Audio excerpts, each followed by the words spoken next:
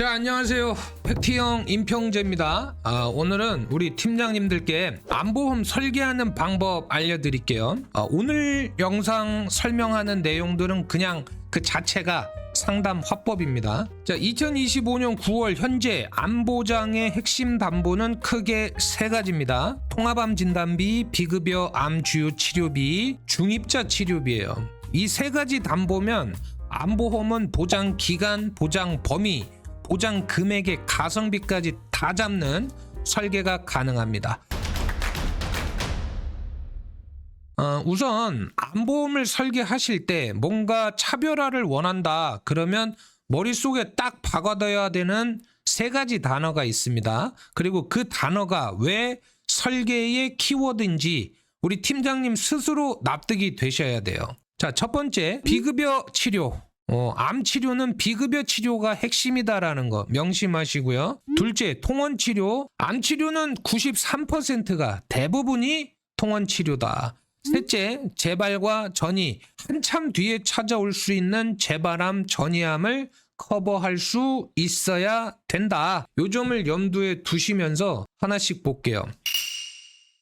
우선 비급여 치료인데요. 우리나라 암 환자분들한테 물어봤대요. 암 치료에 있어서 가장 부담되는 게 뭡니까? 1등이 뭘 것 같아요? 나 혹시 이거 죽을 수도 있는 거 아니야? 죽음에 대한 두려움? 아니었습니다. 치료비에 대한 부담이 1등이었대요. 근데 이상하지 않습니까? 대한민국 전 국민은요, 국민건강보험에 가입이 되어 있어요. 그리고 거기서 암은 산정특례가 적용이 되기 때문에 본인 부담금 5%밖에 안 돼요. 무슨 얘기냐? 1000만 원짜리 암 치료를 받아도 실제로는 50만 원만 부담하시면 되는 상황인데 왜 환자분들은 치료비가 무섭다고 하는 거냐? 여기에는 안 보이는 함정이 있습니다. 뭐냐면 효과가 좋고 부작용이 적은 최신의 암 치료법들은 대부분 건강보험 적용이 안 됩니다. 비급여예요. 그렇기 때문에 환자가 병원비를 다 부담해야 되는 그런 상황이 벌어지는 거죠. 그러니까 건강보험이 있어도 암보험이 필요하다 이거고요. 두 번째 키워드는 통원입니다. 비급여 치료 받으면 어때요? 나는 실손보험이 있으니까 거기서 보장받아요. 괜찮습니다. 이렇게 생각하시는 고객님들 꽤 많은데 큰일 납니다. 다행히 실손이 있으면 비급여 치료비 대부분은 커버가 되긴 하는데 여기에도 함정이 있어요. 비급여가 실손으로 커버되려면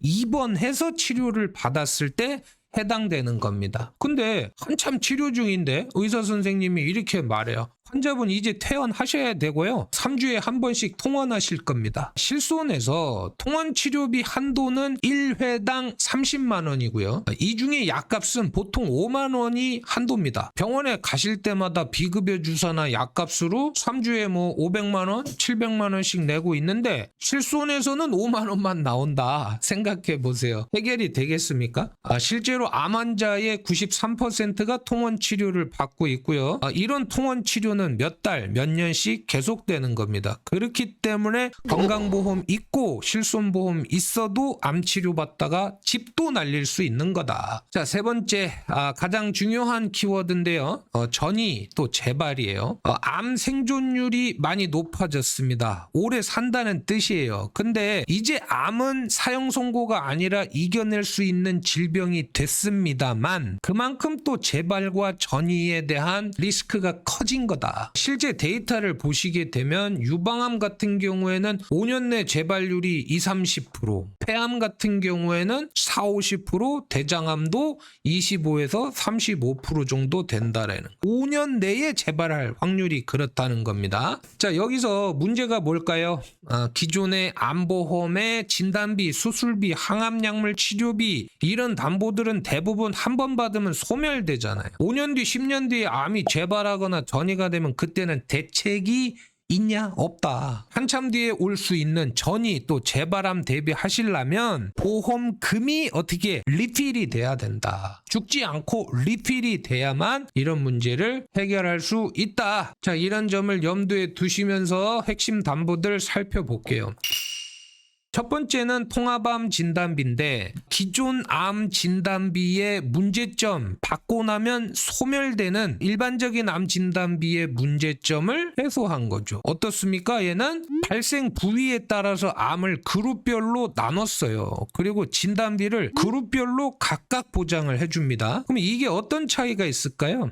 예를 들어서 자궁암으로 진단비를 받았습니다. 그런데 몇 년 뒤에 다른 부위로 암이 전이가 되었다. 그러면 진단비를 또 받을 수 있다라는 거예요. 안전장치가 남아있다. 돈값은 충분히 하는 담보입니다. 자, 두 번째, 비급여 암 주요 치료비인데요. 부작용이 적고 효과가 좋은 치료는 대부분 비급여라고 말씀을 드렸는데요. 암 주요 치료비는요, 암 수술, 항암 약물 치료, 항암 방사선 치료 시에 보험금을 지급하는 담보예요. 비급여 암 주요 치료비의 단점은 하나뿐입니다. 비급여 치료에 대해서만 보장합니다. 급여 치료를 했을 때는 보험금이 없어요.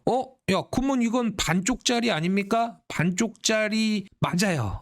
대신에 보험료도 상당히 저렴하고 저는 급여 치료 받았을 때도 구분 없이 보장받고 싶어요. 가능할까요? 가능합니다. 그 담보가 원래 더 먼저 나왔어요. 만약에 급여 비급여 구분 없이 보장받고 싶으시면 비급여자가 붙어있지 않은 그냥 일반 암 주요 치료비 담보를 설계하시면 되겠죠. 자, 이제는 장점인데요. 비급여만 보장을 하니까 보험료가 우선 합리적이다. 그리고 가장 중요한 건 보험금을 받아도 내년에 또 치료를 받게 되면 보험금을 또 받을 수 있다. 리필이 된다라는 거죠. 보통 암 진단 후에 짧게는 10년, 길게는 만기까지 계속 보장이 되니까 전이가 됐든 재발이 됐든 걱정 없이 치료받으실 수 있을 것이다. 요즘 시대의 필수 아이템입니다. 자, 세 번째는 이제 중입자 치료거든요. 얘는 꿈의 암 치료 이렇게 불리는데 병원 자료를 보니까요. 완치율이 80% 이상이래요. 부작용도 거의 없고 입원을 안 하고 한 10번 정도 통원만으로 암이 없어진답니다. 경이적이죠. 근데 문제는 치료할 환자는 많고 장비는 우리나라에 현재 2대, 올해 1대가 더 들어온다고 하니까 그래 봐야 3대예요. 그러다 보니까 환자분들이 많이 기다리셔야 되고 12회 치료 기준으로 병원비 5천만 원이랍니다. 비싸죠. 그리고 모든 암에 다 적용이 되는 건 또 아니다. 그러다 보니까 요즘 환자분들이 원정을 많이 간답니다. 일본으로. 일본에는 30년 전부터 이제 중입자 치료가 도입이 됐기 때문에 병원도 많고 임상 자료도 많고 치료 환경이 한국보다 훨씬 더 좋대요. 근데 기억하셔야 될 점은 대부분의 항암 방사선 치료비 또 암 주요 치료비 포함입니다. 이런 담보들은 해외에서 받은 중입자 치료에 대해서는 보장이 안 된다. 그래서 별도의 중입자 치료비 담보가 있어야 되는데 이 담보가 있으면 국내냐 해외냐 따지지 않고 다 보장을 해준다. 중입자 치료는 향후에 암 치료의 표준이 될 거라고 봅니다. 그렇기 때문에 관심 가져주세요.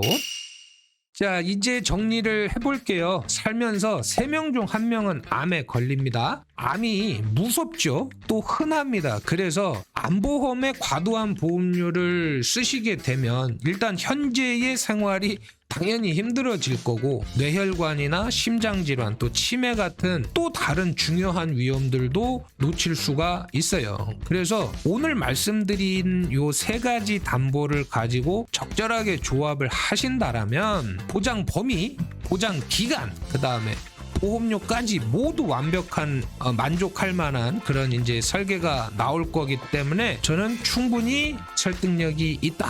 이렇게 봅니다. 자, 보험이 고민이 아닌 믿음을 주는 존재가 되길 바랍니다.